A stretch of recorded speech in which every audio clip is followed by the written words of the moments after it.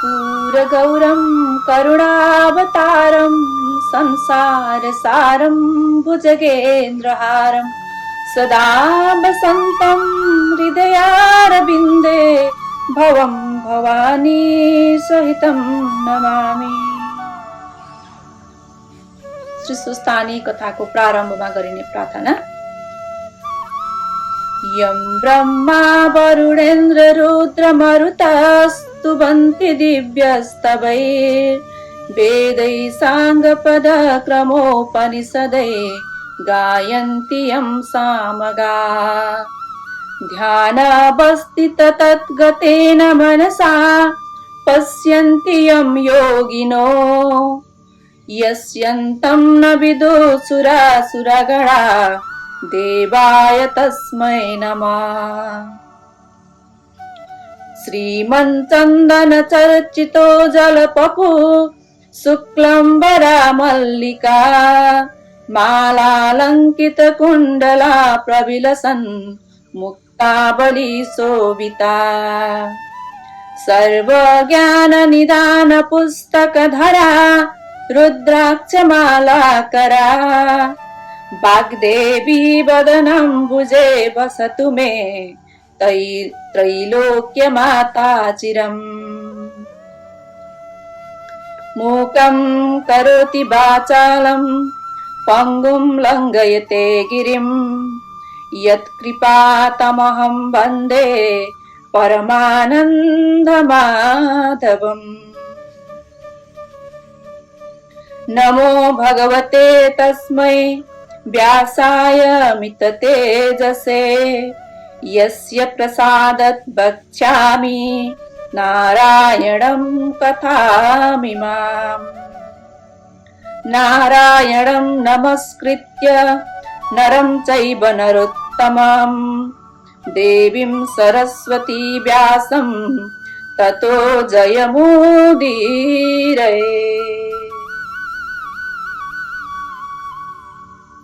अथ पञ्चमो अध्याय त्रिपुरदाह उपाख्यान। कुमारजी आज्ञा गर्नुहुन्छ, हे अगस्त्य मुनि, तिमीले सोधेको सबै प्रश्नको उत्तर दिइसके। अब के सुन्ने इच्छा छ भन, म सबै सुनाउन तयार छु। यति सुनि अगस्त्य मुनिले बिन्ती गरे, हे कुमारजी, त्रिपुरासुरले कसको तपस्या गर्यो, त्यसलाई श्री महादेवले कसरी भस्म पार्नुभयो, यो सुन्ने इच्छा छ।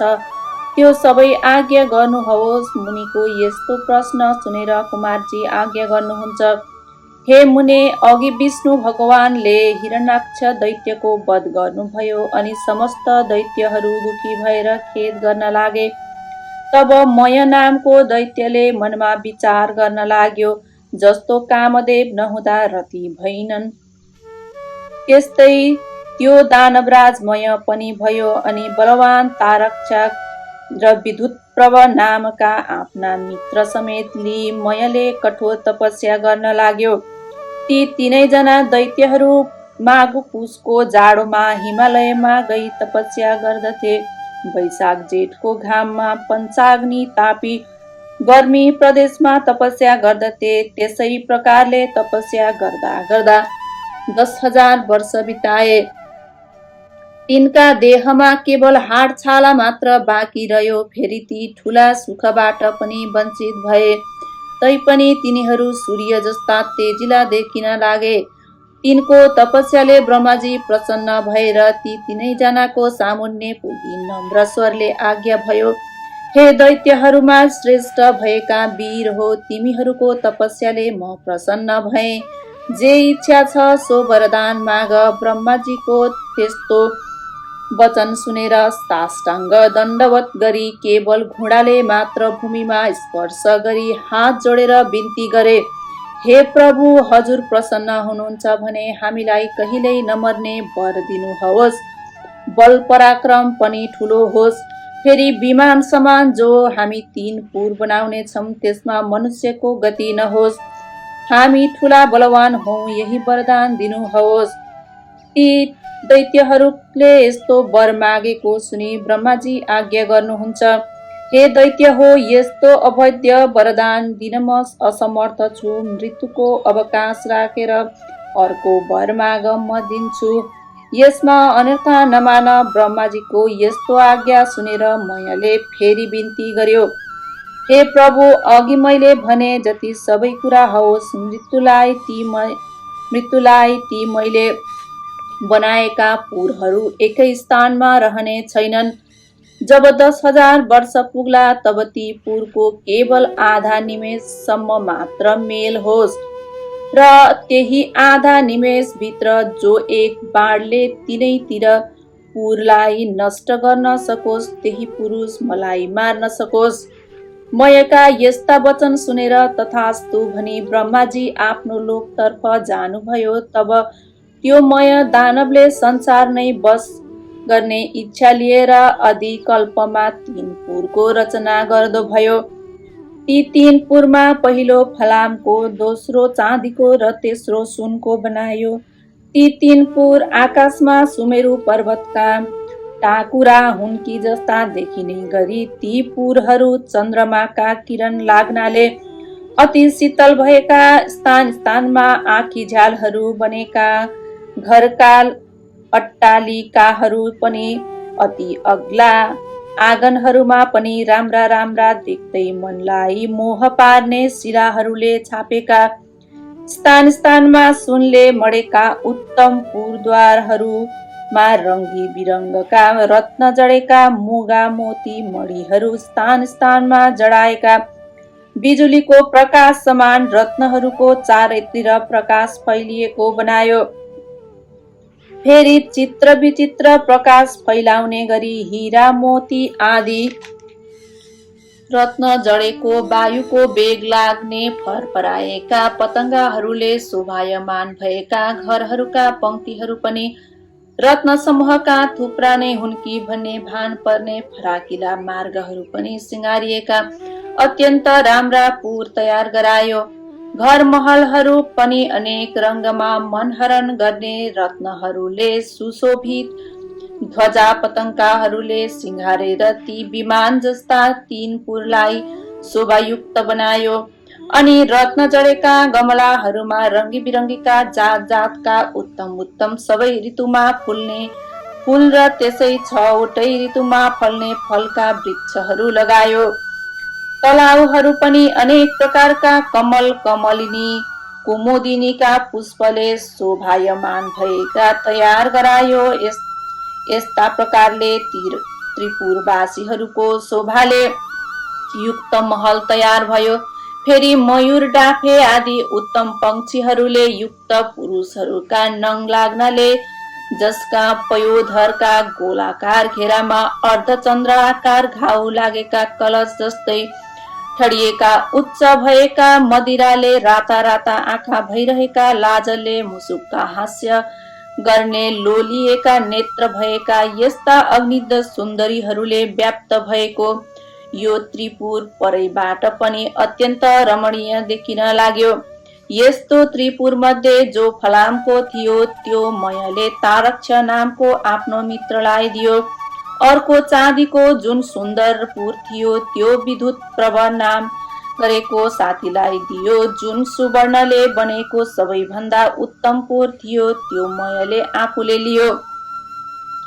अनि त्यो त्रिपुर दैत्यपति मय मन्त्रीवर्गले शोभायमान भयो। त्यो दैत्यराज आफ्ना शत्रुहरू र तिनका सेनालाई परास्त गरेर आफ्ना हितैषी ब्राह्मण वर्ग र भृत्य वर्गले सहित भई आफ्ना आफ्ना सुन्दरी श्रीहरू साथमा लिइरहँदा स्वर्गको भन्दा पनि बढ्ता सुख भोग गर्न लाग्यो। अनि तिनै लोकका आनन्दलाई ध्वस्त गर्न लागे। साथै अभिमानले भरिएका देवताहरू सबै विजित भए भन्ने मनमा ठान्न लाग्यो। तिनीहरूलाई मार्न लागे। उनका बगैँचाका असल असल वृक्ष बिरुवाहरू उखेली फाल्न लागे। केही आफ्ना बगैँचाका लागि सार्न लगाए। यसरी देवताहरूलाई दुःख दिएको निकै समय व्यतीत भयो। तब तिनीहरूदेखि सबै देवताहरू क्रोधित भई ब्रह्माका सामु गई त्रिपुर निवासी दैत्यहरूको सारा अन्याय उपद्रव विस्तार गर्दा भए। अनि ब्रह्माजीले समस्त देवताहरूलाई शान्त गराई आज्ञा भयो, हे देवगण हो, त्रिपुरासुर दैत्यहरू बडा बलवान छन्, तिमीहरूद्वारा तिनको नाश हुन सक्दैन। तसर्थ नारायण आदि सकल देवता अब महादेवका शरणमा जाऊ, उनैले हाम्रो उद्धार गरिदिन्छन्। उनले हाम्रा शत्रु ती दैत्यहरूको अवश्य नाश गर्नेछन्। ब्रह्माजीको यस्तो हित वचन सुनेर स्वीकार गरी ब्रह्मा, विष्णु, इन्द्र, यम, चन्द्र, कुबेर, वायु समेत सबै देवता ब्रह्मालाई अघि लगाई कैलाश पर्वतमा पुगे। त्यहाँ महादेवको दर्शन पाई हात जोडेर स्तुति गर्न लागे, हे पिनाकधारी, हे चन्द्रमौले, हे त्रिलोकेश, हे अमित पराक्रमी, हे हजुरलाई कोटि कोटि नमस्कार। हे चन्द्रशेखर, हे त्रिलोक देव, हे चन्द्रमौली, जटाजुटधारी नीलकण्ठ, हजुरलाई कोटि कोटि नमस्कार। संसारलाई शरण लिने, नन्दीलाई वर दिने, देवतालाई पनि देवता यस्ता हजुरलाई कोटि कोटि नमस्कार। थोरै सेवाले पनि प्रसन्न भएर वर दिने, यज्ञका मालिक, हिमालयका निवास गर्ने यस्ता हजुरलाई कोटि कोटि नमस्कार। योगीहरूले सदैव ध्यान गरिने, जगतको वैभवलाई तुच्छ ठान्ने, धर्मलाई दृढ रहने, दिशारूपी वस्त्र धारण गर्ने, भक्तलाई वर दिने, ब्रह्माण्डका दाता विधाता यस्ता हजुरलाई कोटि कोटि नमस्कार छ। सूर्य, चन्द्र, इन्द्र, वायु आदि देवताको सृष्टि र पालन गर्ने यस्ता हजुरलाई कोटि कोटि नमस्कार। सूक्ष्म भन्दा पनि अति सूक्ष्म काल स्वरूप, नित्य स्वरूप धारण गर्ने यस्ता हजुरलाई कोटि कोटि नमस्कार। पर भन्दा पनि पर, परब्रह्मा स्वरूप शंकरलाई कोटि कोटि नमस्कार छ। सारा ब्रह्माण्ड धारण गर्ने सूर्य, चन्द्र, वायु, अग्नि र जल एवं आकाशको रचना गर्ने यस्ता हजुरलाई कोटि कोटि नमस्कार छ। हे सौम्य, हे पुरुषोत्तम, हे पुष्पमान, त्रैलोक्यको सृष्टि स्थिति संहार गर्ने यस्ता हजुरलाई कोटि कोटि नमस्कार छ। पूषाको दाँत भाँच्ने, यक्षको यज्ञ नाच्ने, कामदेवलाई भस्म पार्ने यस्ता हजुरलाई कोटि कोटि नमस्कार छ। सुरासुरका उत्पन्न कर्ता, यज्ञका हर्ता धर्ता, हे शिखण्डिन, हे नीलकण्ठ, हजुरलाई कोटि कोटि नमस्कार छ।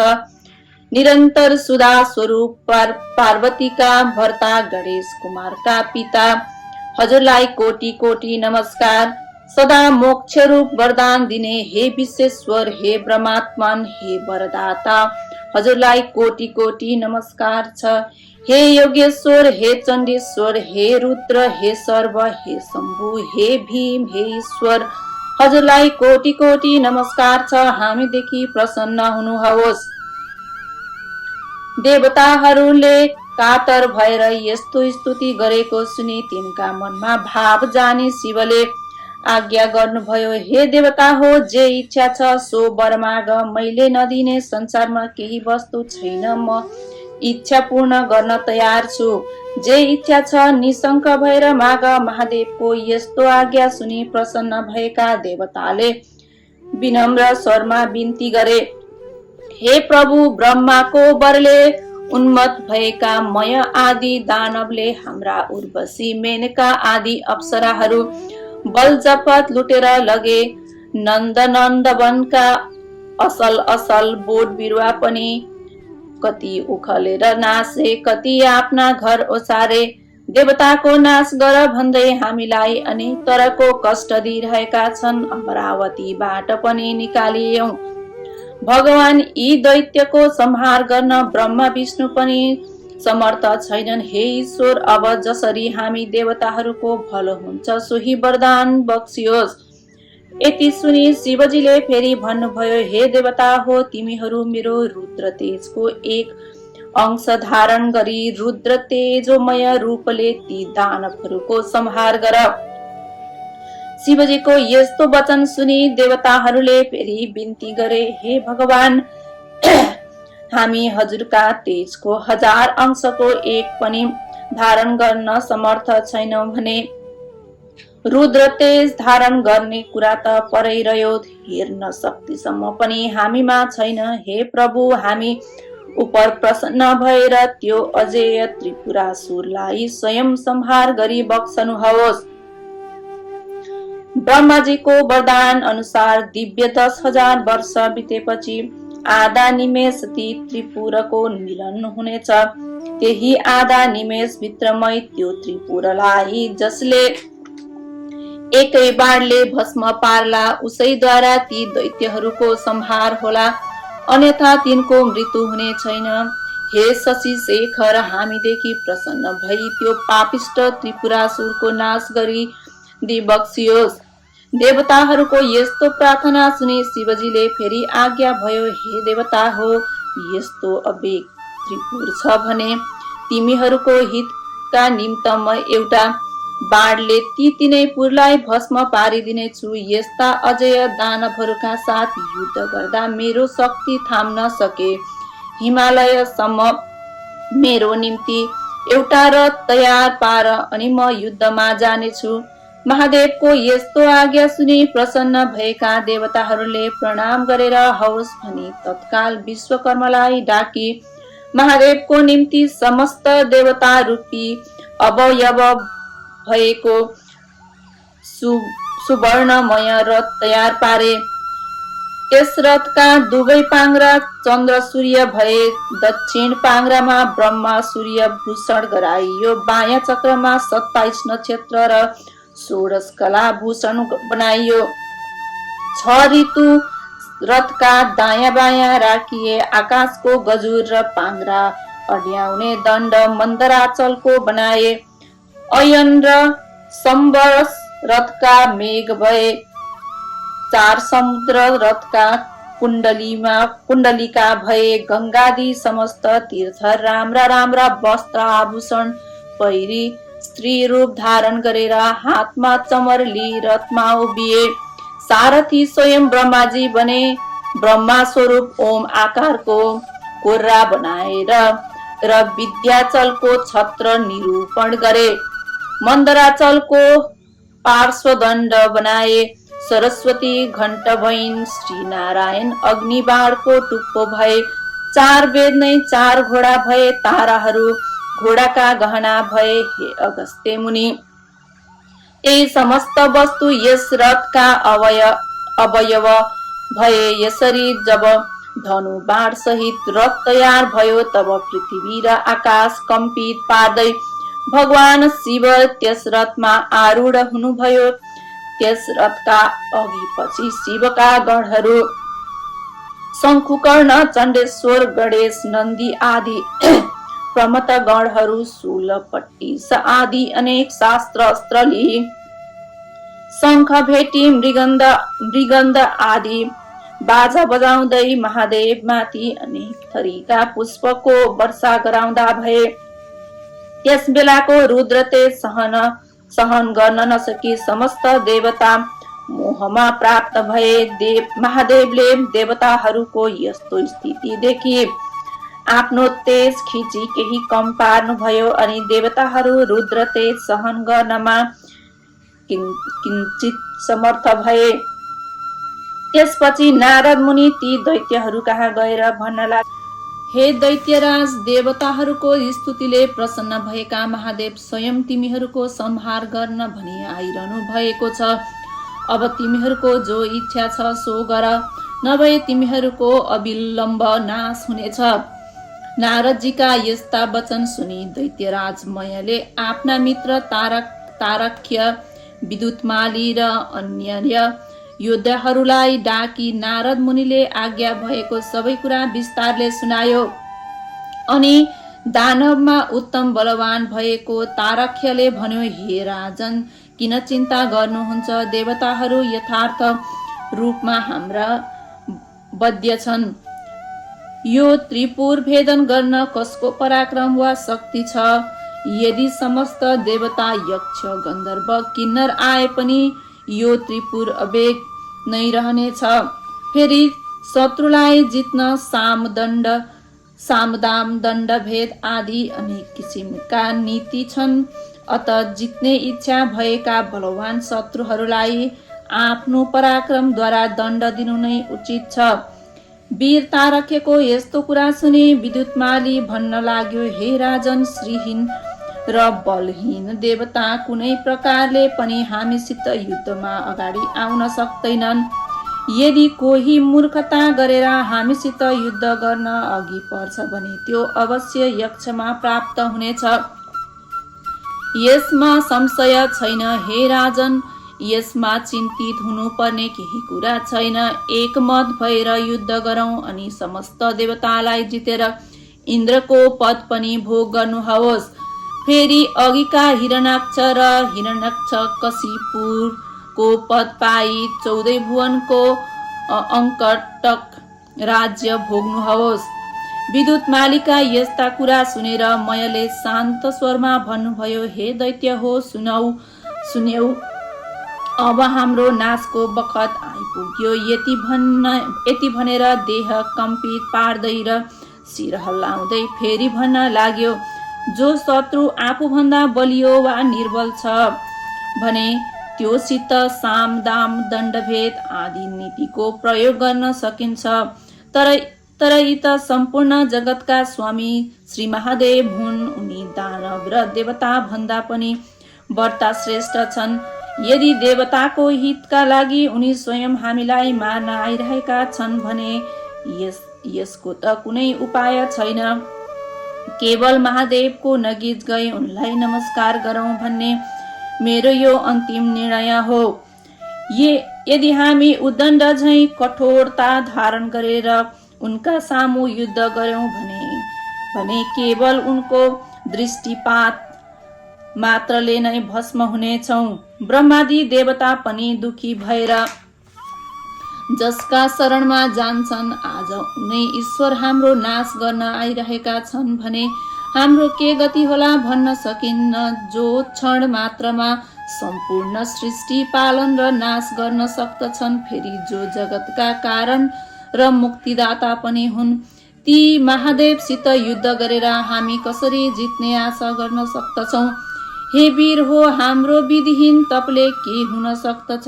फेरि त्यसको फल हामीहरूले धेरै वर्षसम्म भोगिसक्यौं। अत म भन्दछु, हे दानव वीर हो, तिमीहरू सबै यतिखेर कालले प्रेरित छौ, त्यसै कारण युद्ध गर्न तम्सिरहेका छौ। मयको यस्तो कुरा सुनि नारद मुनि उन्मत्त दैत्यहरूको मृत्यु रूप त्यो कुरा भन्न लागे, हे दानवराज, अब तिमीहरूको तपस्याको फल सकियो। यदि संग्राममा पछि हटेर नपुंसक झैं देवताहरूको शरणमा जानु भन्दा त संग्राममा लडी वीरगति पाउनु नै उत्तम ठान्दछु। यदि शिवका हातबाट मर्न पायो भने उनका प्रमथ गणको अधिपति पनि हुन सक्दछौ। संग्राम नगरेर शरण पर्यौ भने पनि देवताको हितका लागि तिमीहरूलाई नमारी छाड्ने छैनन्। फेरि दानवहरूका राजा वीर पराक्रमी भएर पनि कायरतातिर लाग्नु उचित छैन। कायरदेखि शिवजी प्रसन्न हुँदैनन्, बरु युद्धमा पराक्रम देखाउने वीरदेखि प्रसन्न हुनेछन्। अत किन नलड्ने, अवश्य लड। यदि संयोगले जित्यो भने तिनै लोकको सुख भोग गरौला। नारद मुनिका यस्ता कुरा सुनेर तारक्य र विद्युतमाली दानवहरू आयुक्ष क्षीण भइरहेका हुनाले भन्न लागे, ठीक हो, उत्तम हो, नारदले आज्ञा गरेको उचित हो। दानवराज मयले पनि आफ्ना सहयोगीहरूको कुरा सुनि अब समस्त दानव वंशको संहार हुने समय भयो भन्ने जानी नारदले आज्ञा भएको कुरा उचित हो भनी समर्थन गरे। अनि मयको वचन सुनि नारदजी पनि प्रसन्न हुनुभयो र समस्त दैत्यहरूलाई युद्ध गर्न उद्यत पारी मयसित विदा मागी महादेव कहाँ गएर उहाँ भएको सबै कुरा निवेदन गरे। त्यसपछि समस्त दानवहरू युद्धको इच्छा गरी अनेक तरहका शस्त्र अस्त्रले सज्जित भई लड्न तयार भए। बलनामा, नेमिनामा, बाणासुर, तारक्य, विद्युतमाली आदि प्रधान दानवहरू पनि युद्धको निश्चय गरी राजा मयको सामुन्ने आई अनेक प्रकारले सिंहदान गर्दै गर्जन थाले। फेरि ती दानव सैन्य स्वयं दानवहरूलाई नै भयदायक देखिन लागे। परस्परमा ऊ रथ आयो, उता हेर ऊ महादेवका रथको ध्वजा देखिन्यो। भन्न लागे भय र शोक त्यागी नाना तरका शस्त्र अस्त्र लिई युद्धको इच्छाले जसरी पशु पुतली आगोको नजिक जान्छ, त्यसरी नै त्यो पशु झैं कालले प्रेरित दैत्यगणले शिवको रथ कहिले आइपुग्छ र युद्ध गर्न पाइएला भनी हेरिरहेका थिए। त्यसै बखतमा पश्चिम सागरको शिरोभागमा रहेको अनेकौं सौन्दर्यले शोभा बढाइरहेको ध्वजा पताका आदिले सज्जित एवं सुशोभित सुमेरु पर्वत समान शिवरथ देखियो। नन्दीश्वर आदि महादेवका प्रधान गणहरू उच्च स्वरले सिंहनाद गर्न लागे। तिनको सिंहनाद सुनेर दानव गणहरू पनि नगर छाडी बाहिर निस्के। यता चण्डेश्वर पनि उज्जवल कुठार हातमा लिएर डरलाग्दो मुख पारी शिवगणका सामुन्ने आए। फेरि देदीप्यमान त्रिशूल हातमा लिई शिवकै समान पराक्रम गर्ने इच्छा भएका गणका अधिपति पार्श्वभागमा आए। अर्को गणका स्वामी शङ्खुकर्ण मुसल हातमा लिएर अर्को पार्श्वमा डटे।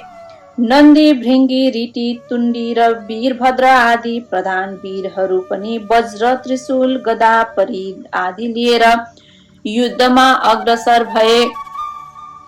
यता दानवगण पनि शिवजीको रथ आएको देखेर युद्धका निमित्त अनेक शस्त्र अस्त्र लिएर शिवगण माथि जाइ लागे। अनि दुवै तर्फबाट युद्ध सुरु भयो। शिवजी पनि त्रिपुरलाई भस्म हुन लागे झैं देखेर प्रसन्न मुद्राले संग्राममा तत्पर हुनुभयो। नन्दी चाहिँ महाबली दान बसित जुटे। भृंगीले 10 बाणद्वारा विद्युत प्रभालाई भेदन गरे, तर राता राता नेत्र पारेर अनेक शिलाले ठोक्दा पनि उसलाई केही हानि गर्न सकेनन्।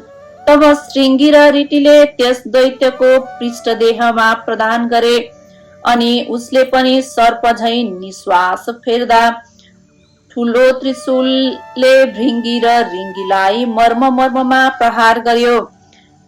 त्यसको पीडा खप्न नसकी भृंगी र रिङ्गी संग्रामबाट भागे। त्यस दानवराजले जब तिनीहरूलाई त्यसरी भगाएथ्यो तब गणनायक गणेशलाई पनि 1000 सरको प्रहारले घायल तुल्यायो।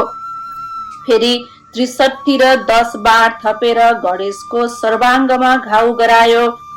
बैरीको यस्तो अदम्य साहस देखेर गणेशजी पनि रिसाई सुँड लामो पारेर त्यस दानवको घाँटीमा बेरी बेसरी निमोठी मत्ता हात्तीले तलाउमा फुलेको कमलको पुष्पलाई सहजै उखले झैं फाले झैं गरी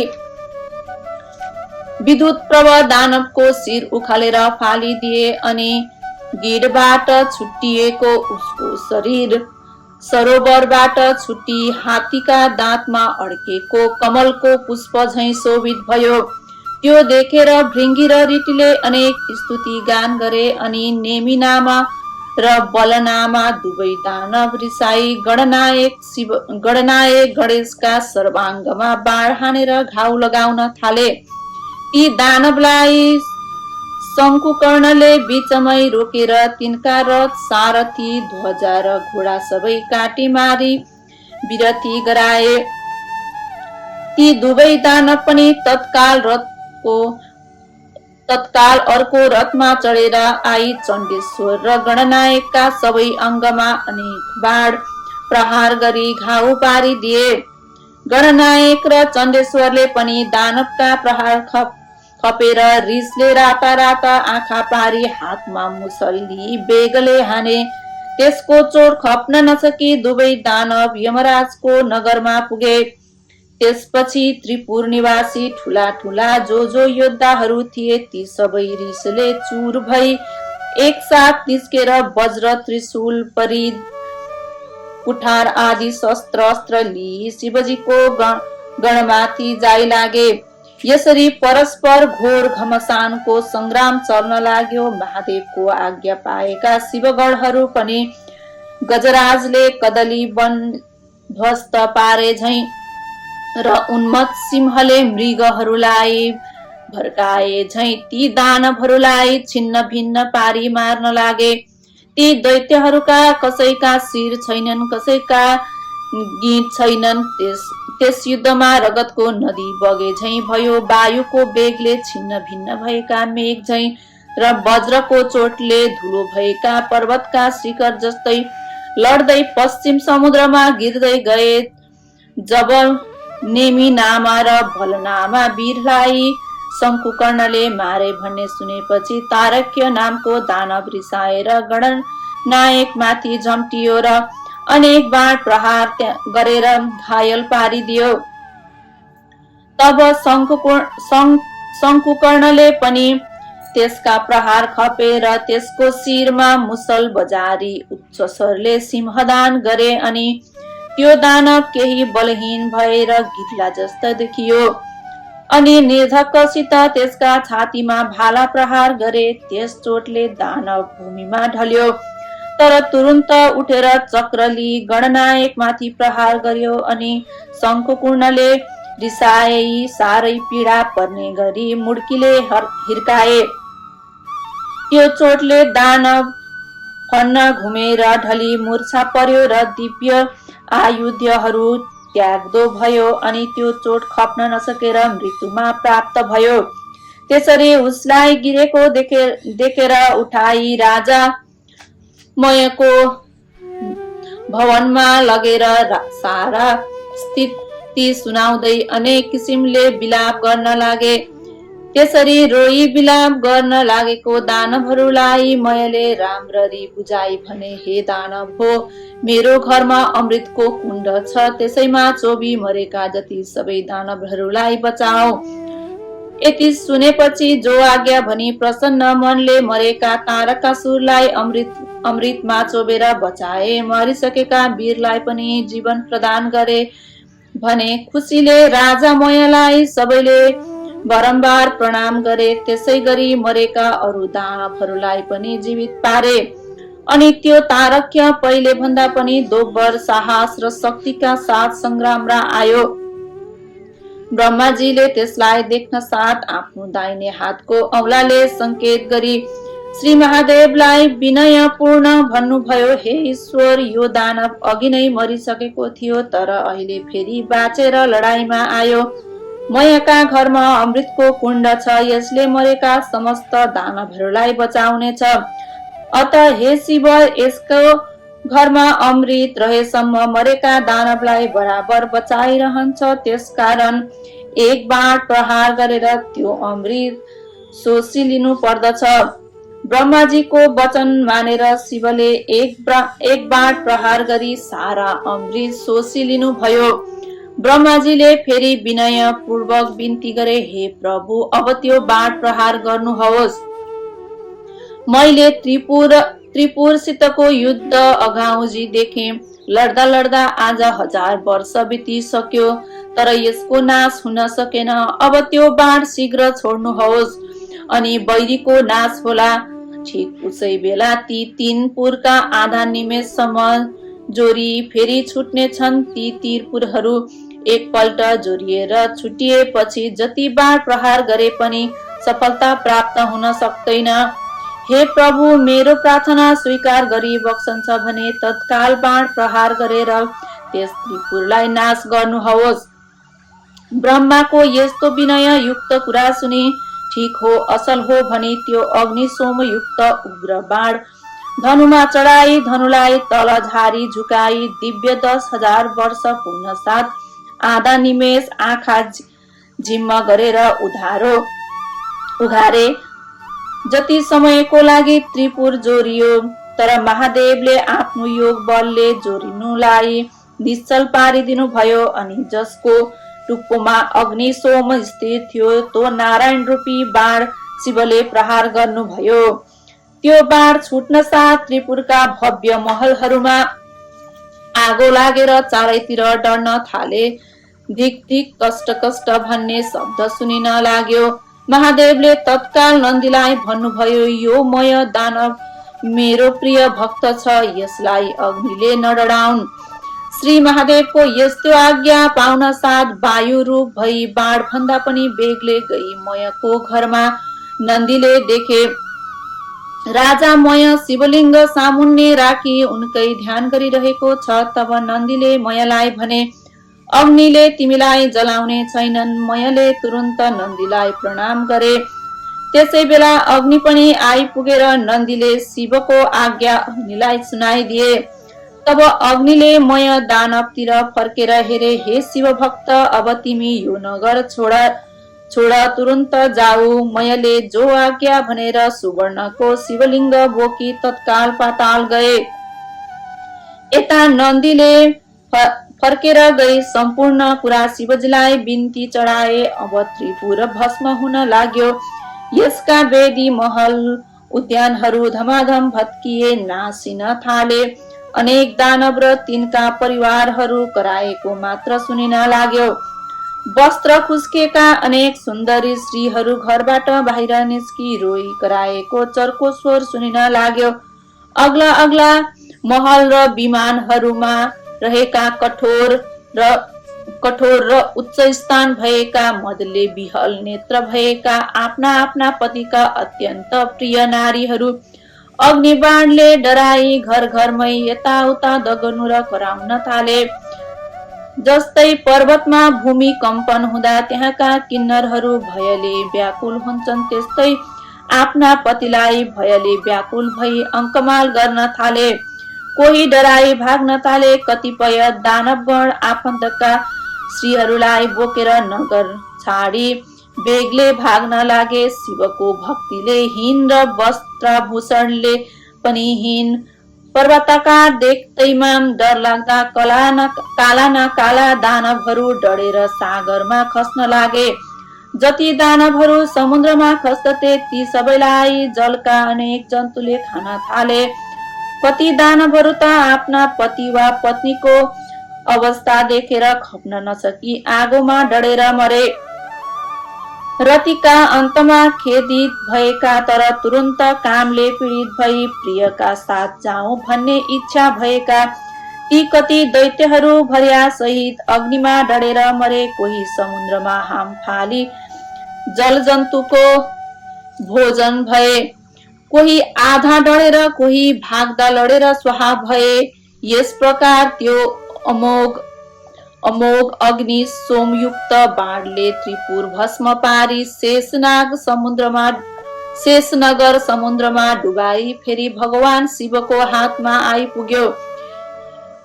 यस्ता प्रकारले अवेग त्रिपुर भस्म भएपछि देवताहरू आफ्ना आफ्ना अधिकार पाई शिवजीलाई प्रणाम गरेर स्तुति गर्न लागे। हे रुद्र, आज हजुरद्वारा जुन रौद्र कर्म हुन गयो त्यो अन्य कसैबाट पनि न कहिल्यै भएको थियो न फेरि हुनेछ। हे शङ्कर, यो कामले हामी समस्त देवताहरूको कष्ट निवारण गरिदिनु भयो, अत हजुरलाई कोटि कोटि नमस्कार छ। यस्तो वेदगणले स्तुति गरेको सुनि महादेव प्रसन्न भएर आज्ञा भयो, हे देवता हो, आफ्ना प्रिय भक्तजनलाई सदैव पुत्र जस्तै स्नेहपूर्वक पालन गर्नु पर्दछ। आज त्रिपुरदासी दानवहरूको संहार हुन गएकोले तिमीहरूको इच्छा पूरा भयो। अब तिमीहरू खुसी साथ आफ्ना आश्रममा जाओ।